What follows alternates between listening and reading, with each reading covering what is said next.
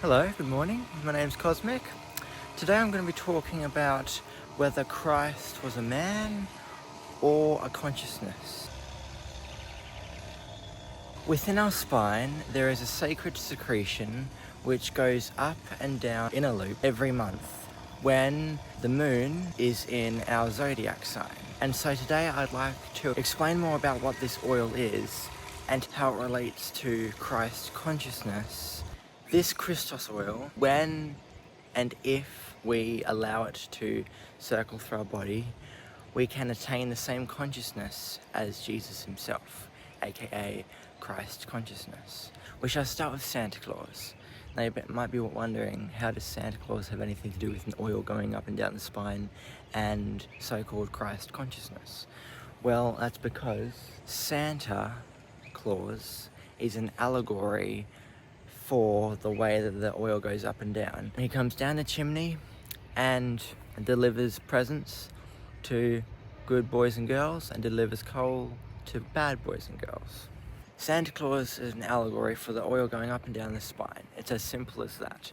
So although the magic is taken away a little bit of there being a guy in the sky with a magical sleigh who comes down and delivers you presents, knowing exactly what you want by telepathy, it's more of a inner presence, an inner Santa, in a sense of that you are the one who delivers your own presents, you are the one who makes your own presents, you are the one who tells yourself what gifts you would like, knowing that you will receive them, because the oil has no choice but to go up and down, which is a continual, eternal giving and receiving energy of divine essence. Now, Santa's last name, Claus, is actually derived from the word claustrum, which is what releases this energy into the body. And yes, I'm currently being blinded by the sun, so I cannot see my iPhone. It's really fantastic. In many ancient cultures, they explain that the Christos oil, that is the name that they've given this oil, it is very sacred to them. But why would it be so sacred?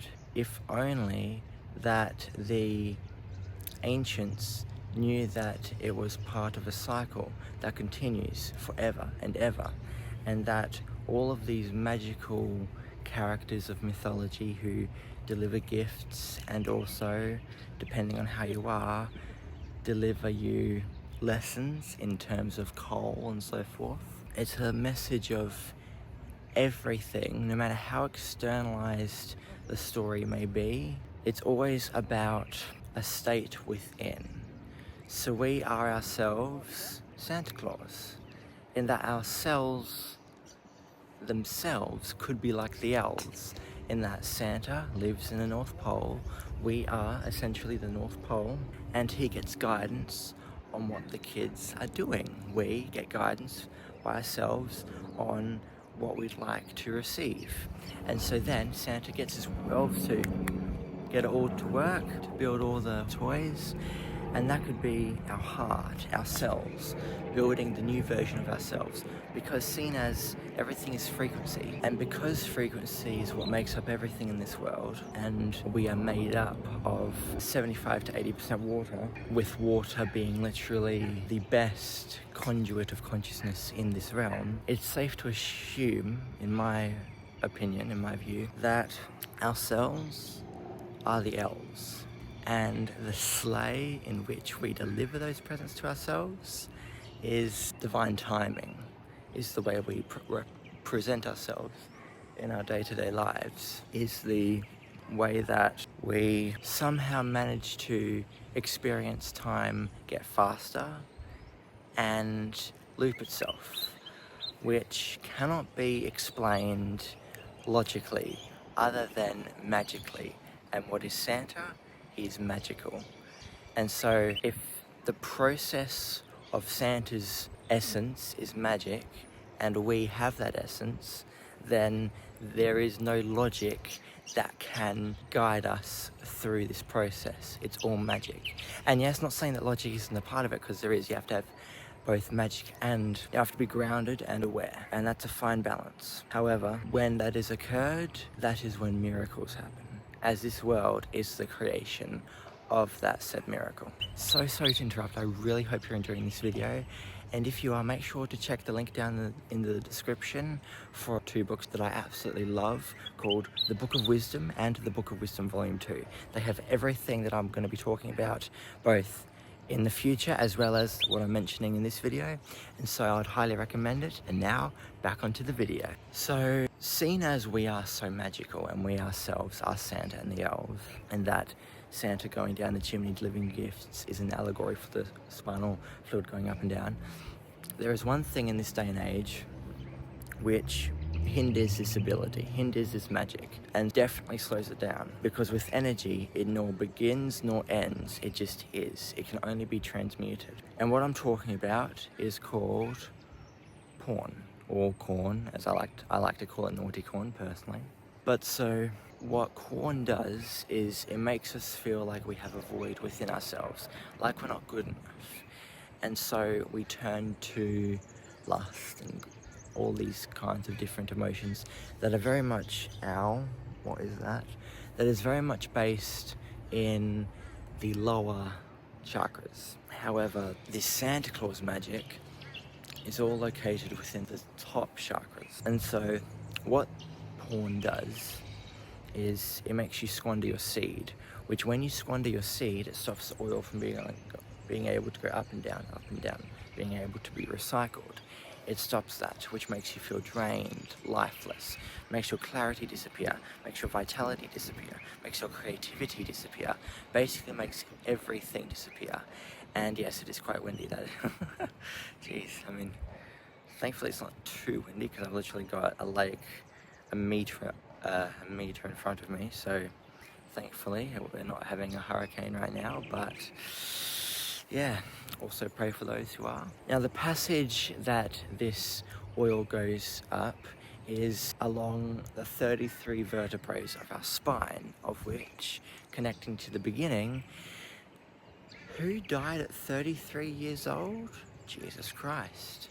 And what did he embody? Christ consciousness.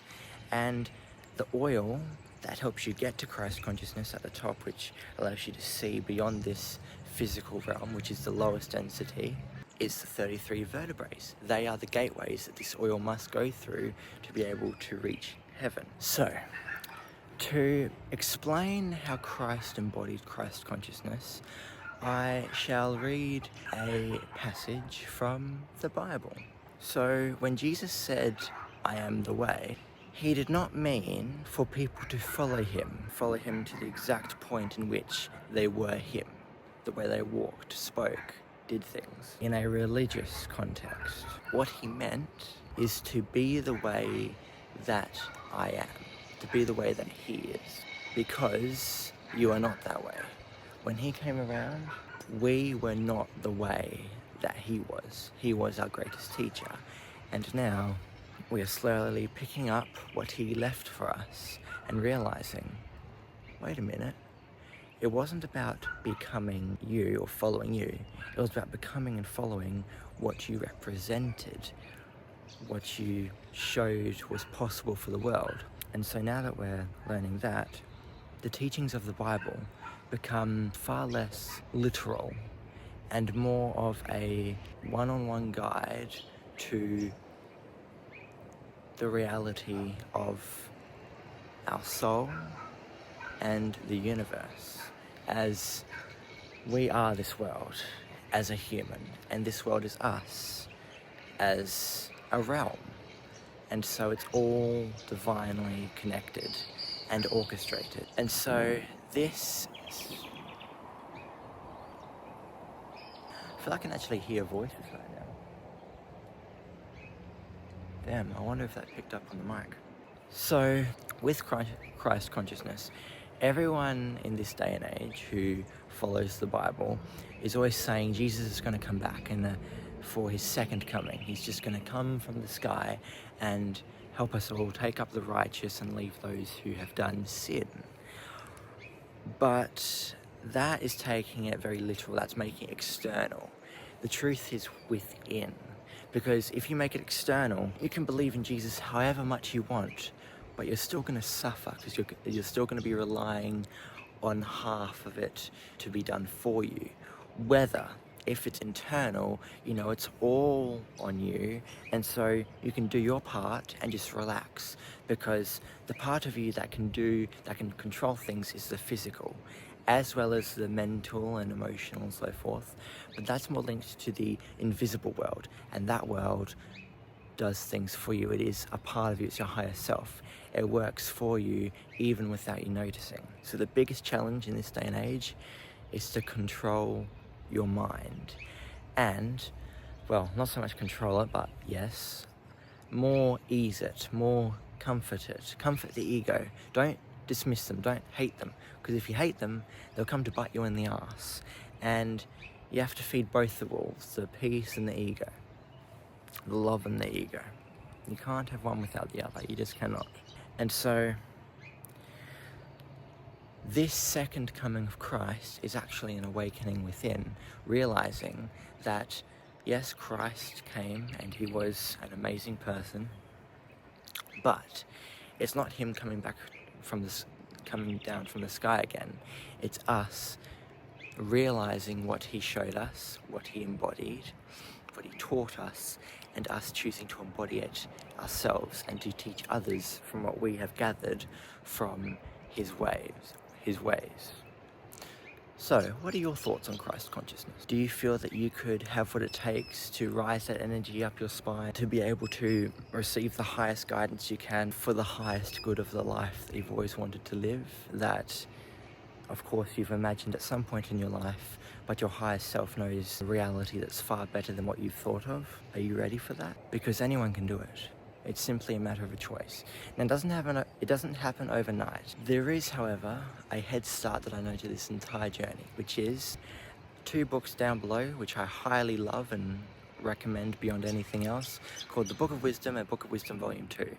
And if you're looking for something that will raise your frequency between these videos that I make, that is your go-to source of clarity and consciousness.